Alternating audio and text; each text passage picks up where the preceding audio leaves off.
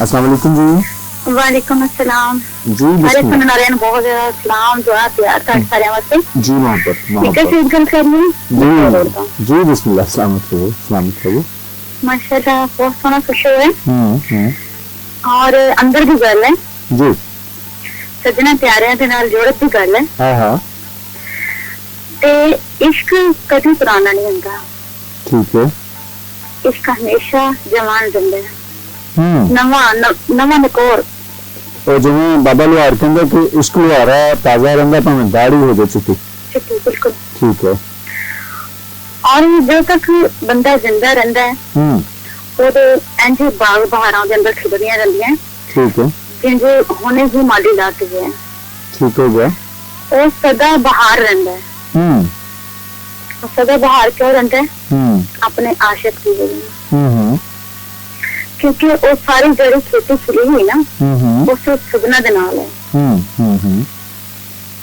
तो सजने दे विछोड़े कोलों तन दा लहू छानी दा बाबा बुल्ले शाह ने कहना है गल अच्छा हाँ जी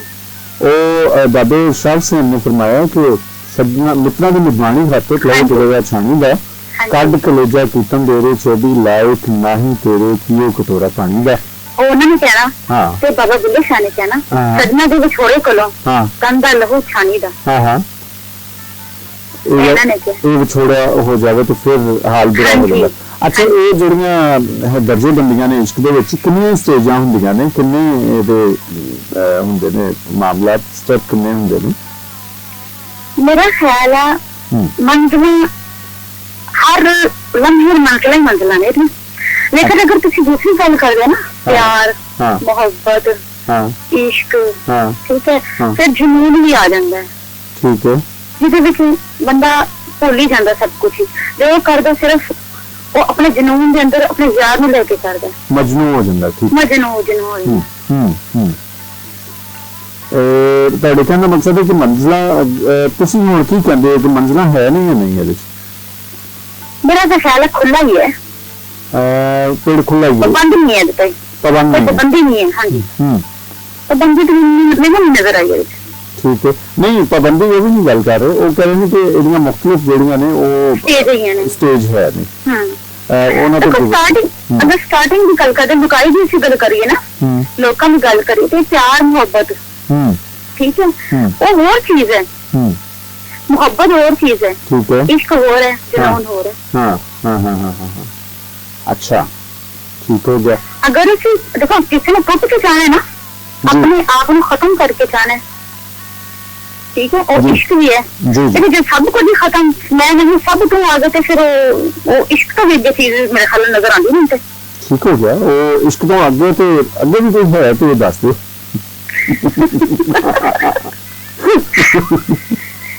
इसकी तबीयत हो रही है ना कि मेरा ही सब तो करो खत्म ही हो गया उससे अच्छा चलो इसका एक रंग है हाँ रंग है ठीक हो गया निकट बहुत दिनों बाद आए और बड़ा अच्छा लगा ਤੁਹਾਡਾ ਨਾ ਸਲਾਮਤ ਰਹੋ ਖੁਸ਼ ਰਹੋ और ਮੈਨੂੰ ਪਤਾ ਹੈ ਤੁਹਾਡਾ ਨੇ ਤੁਹਾਡਾ ਪਿਆਰ ਤੇ ਹਮੇਸ਼ਾ ਸਾਡੇ ਨਾਲ ਰਹਿੰਦਾ बिल्कुल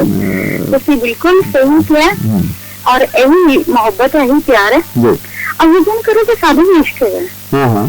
ए प्रोग्राम ਦੇ ਨਾਲ ਇਸ਼ਕ ਹੈ हां ਸਾਡੇ ਦੋਨਾਂ ਸ਼ੋਆਂ ਦੇ ਨਾਲ ਇਸ਼ਕ ਹੈ ਮੁਹੱਬਤ ਹੈ ਉਹਦੇ ਨਾਲ ਜਿਹੜਾ ਤੁਸੀਂ ਕਲਾਸਿਕਲ ਕਰਦੇ ਹੋ ਨਾ ਇਹਦੇ ਨਾਲ ਸਾਨੂੰ ਇਸ਼ਕ ਹੈ ਜੀ ਹਾਂ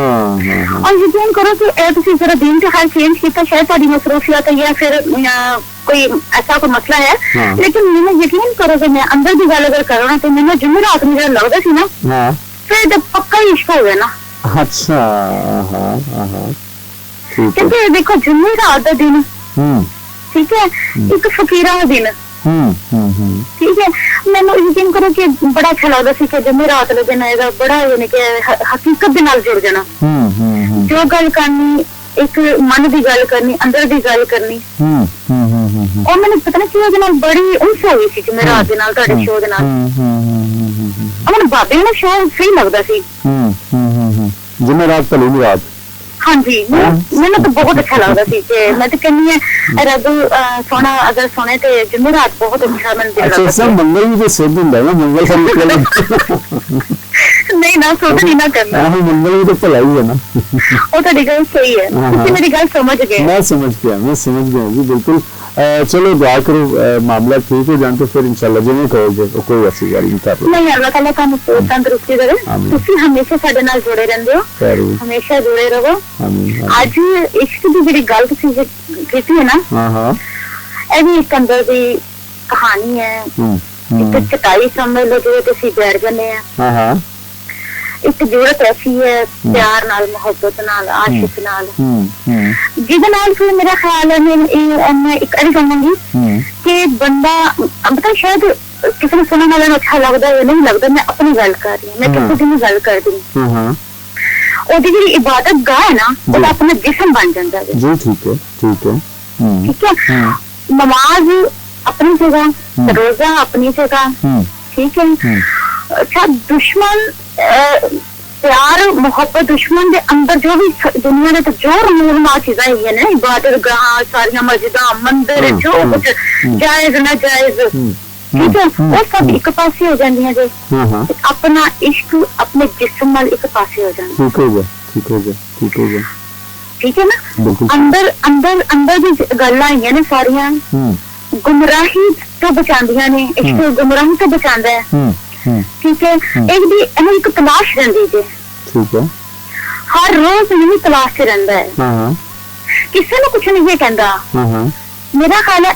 एदा होना और है साडे अंदर, सिर्फ एनू लभन की कोशिश करनी चाहिए। अच्छा, जदों असी एनू एदे अंदर लभन की कोशिश करने दे कामयाब हो जाने हैं, फिर असी आशिक पक्के आशिक हैं, ऐसे आशिक हैं जो रब के नजदीक हैं। रब साडे अंदर है, सानू किसी जगह तो लभन की कोई जरूरत नहीं है। रब मन च है, मन च रब नूं अगर लभ लिता है, असी सब चीज़ां पा लेतियां, लुकाई नूं भी पा लिया, अपनियां नूं भी पा लिया, गैरां नूं भी पा लिया, ते कहंदे ना ओ कि माड़े तो माड़े बंदे नूं भी सीने नाल ला लिया, ओनूं भी अपने अंदर ऐसा समा लेता, ओदे दुख नूं ओदे सुख नूं, ठीक है, ओदे अंदर दी जिन्नी तकलीफ है ओनूं तुसीं पहचान जांदे हो। ओदी मैं कहा ओदे फेस तो पता चल जाता है कि बंदे नूं की दुख है, ते जदों तुसीं मन पढ़ लिया, रब जी पा लिया, सब कुछ पा लिया। बिल्कुल सही है जी, बहुत सोहनी गल कीती तुसीं निगत, और आंदे रहा करो। ठीक है जी, बहुत शुक्रिया, सलामत रहो, बहुत शुक्रिया, रब रखा।